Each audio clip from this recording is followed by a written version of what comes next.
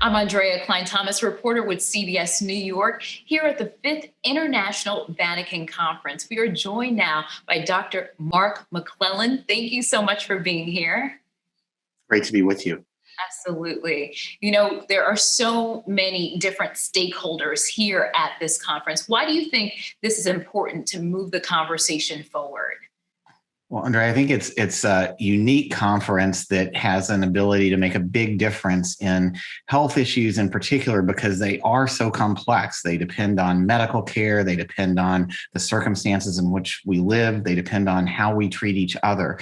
And to bring together this range of perspectives and couple that with a seriousness of purpose it makes for a unique contribution. And I'm hoping as a result, we're going to see some further progress on improving health and healthcare for everyone by bringing these different perspectives together at this unique time. And one of those perspectives is shifting to a value-based care model. How do you think that will change healthcare moving forward?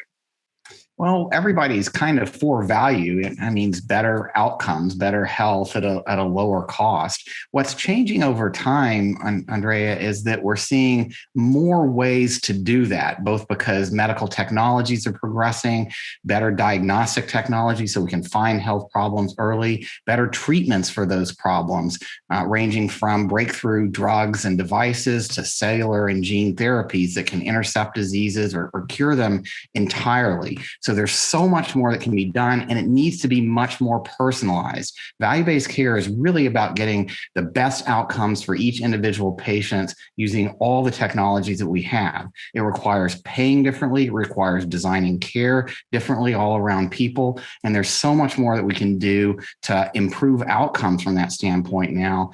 Became very clear in the pandemic when our traditional ways of delivering care, fee-for-service medicine, having to go to the hospital rather than being able to get care at home, rather than being able to get care that was well integrated with public health measures to help control infection spread. And we missed all of that during the pandemic. And I hope as we go forward, we're going to be able to build a better system that gets this right for the future. The perfect segue into our next question, and that COVID has taught us so much. So what do you think a post-COVID-19 healthcare delivery system, what will that look like? I think we've seen the glimmerings of it during the pandemic. We saw heroic efforts by healthcare providers on the front lines responding to severe cases, outbreaks that were not controlled. And that made a huge difference. So that kind of commitment to health is something that really makes healthcare systems around the world special.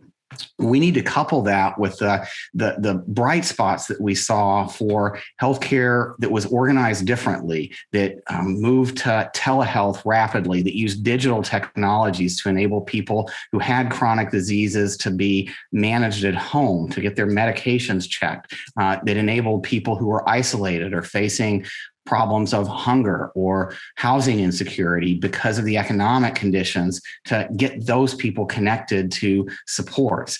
And along with that, building out telehealth, building out other ways to make healthcare all around you and centered on you at home, making it much more of a consumer-friendly experience. Better health, lower cost. We saw examples of that in the pandemic. We need to make them not just rare shining lights, but the standard way that we deliver our healthcare. And we've got a really good motivator to do that based on not only the difficulties we saw in the pandemic, but the opportunities to change payments and change policies to do so much better.